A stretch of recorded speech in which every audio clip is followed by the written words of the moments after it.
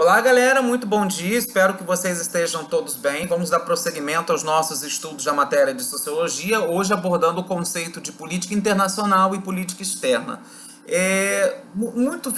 Fincou-se a ideia de que a sociologia estava muito preocupada, ou as ciências sociais de uma maneira geral, em estudar as diferentes organizações de uma sociedade, de uma forma peculiar o seu interior. Contudo, no âmbito da ciência política, amparada por estudos científicos da antropologia e da própria sociologia, começou-se a ter uma preocupação em refletir sobre o conceito e o contexto do internacional. E aí nós vamos perceber que essa gama de estudos científicos se volta nas relações políticas, sociais, culturais e institucionais entre as diferentes formas de organizações dos estados, é chamada de política internacional ou relações internacionais. Por conta disso, como é que surge o conceito internacional? O conceito internacional surge a partir do século XVI, com a formação dos estados nacionais modernos, europeus, de forma peculiar, Portugal, Espanha, França, Inglaterra, onde automaticamente, aos poucos, esses estados começam a se relacionar com outros países, com outros estados configurados politicamente, economicamente, socialmente, são regidos internamente por normas, por constituições, e não apenas isso, tem um poder centralizado, inicialmente a figura da realeza, e aos poucos nós nessa transição feudo-capitalista, ou seja, de um feudalismo para um capitalismo comercial, que aos poucos os países começam a se industrializar, tem o seu auge o século XIX, onde se coloca em prática o conceito de soberania estatal. Dois tratados são muito importantes nesse momento. Um é o Tratado de Augsburg e o outro, o Tratado de Westfália. Ou, como você queira, a Paz de Augsburg forneceu a autonomia política e jurídica para os territórios que eram adeptos da religião luterana, ou seja, formada por Martinho Lutero a partir da configuração das 95 teses na Alemanha, e a ideia dos tratados de Westfália, que vai defender que o território ele é inviolável. A consequência desses acordos, desses tratados, é a formação de um conceito que todo Estado ele é soberano. E pelo fato de todos os Estados ele é soberano, ele tem autonomia, ele tem independência para elaborar, para elencar o conjunto de normas, mecanismos, dispositivos, leis, que impactuam diretamente na vida humana daquela sociedade.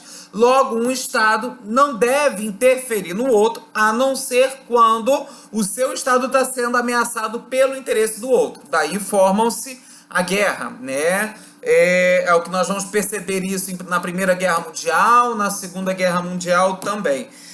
Quando falamos da sociedade internacional, as sociedades internacionais elas começam a procurar a seguirem normas, relações entre os estados, e nessas relações se costuram acordos, Se nós formos parar para analisar a consequência, o fruto da Segunda Guerra Mundial, dentro dessa perspectiva da dinâmica do internacional, foi a criação da ONU, ou seja, a Organização das Nações Unidas. Contudo, após a Primeira Guerra Mundial, nós também tínhamos uma instituição que tinha funcionalidade similar à ONU, que era uma Liga das Nações, que faliu após a formação da Segunda Guerra Mundial, Então, com a quebra do Tratado de Não Agressão, do Pacto Germano-Soviético. E aí, o que é importante destacar? Que os estados, diante da sua independência, diante da sua soberania, eles não ficam dentro de um casulo. Eles não são, por exemplo, bicho do mato. Eles constroem acordos, estabelecem tratados entre outras nações com o intuito de fortalecer a sua economia, aliar e articular os diferentes interesses políticos, e guiar o ordenamento da sua sociedade.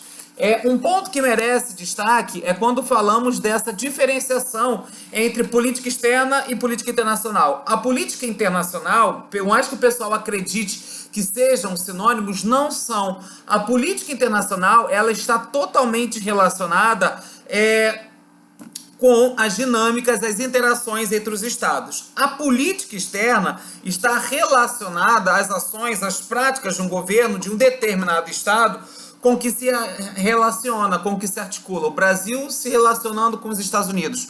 Irão se criar nessa relação, nessas relações, ações práticas entre um Estado e o outro. E aí eu quero que vocês percebam que é justamente nesse âmbito que se constrói a política externa. Qual é a política externa brasileira hoje em relação aos Estados Unidos e vice-versa? Quais as ações esses governos colocaram em prática, saíram de um campo, de um aspecto teórico, dentro das suas convicções, das suas ideias econômicas, políticas, sociais, culturais. E quando falamos também dos tratados de Westfália, em 1648, foram acordos criados entre o Estado com o intuito de garantir a sua soberania. Então, por exemplo, quais são os objetivos da ordem internacional westfaliana? Primeiramente, manter a organização mundial em cima de um sistema internacional, depois garantir a soberania externa dos Estados, ou seja, os Estados são independentes, logo, eles automaticamente geram e começam a criar o seu conjunto de leis, seu conjunto de dispositivos. Depois, afastar a guerra do cotidiano, uma vez que a guerra promove instabilidade política e econômica e leva à descrença social, podendo inclusive formar um cenário de anomia, de perda de função social do indivíduo naquela sociedade. E depois limitar a violência dentro do monopólio estatal, ou seja, aquela violência exacerbada dentro do Estado como forma de garantir a ordem, o abuso de poder em relação às válvulas, organizações e instituições geridas por esse Estado.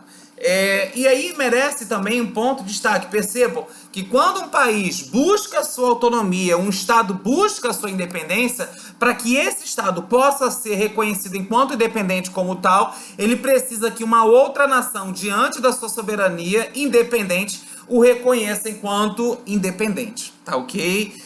Foi o caso do Brasil, importante destacar, após a 1822 e 7 de setembro com a independência. Primeiro país a reconhecer a nossa independência foram os Estados Unidos, porque já eram independentes com a Constituição Americana, 1776, Revolução Americana.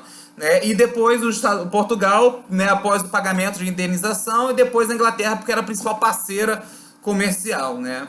Tá ok, pessoal? Grande abraço. E olha aí os acordos políticos, olha a política externa aí, já que a gente estava falando agora há pouco.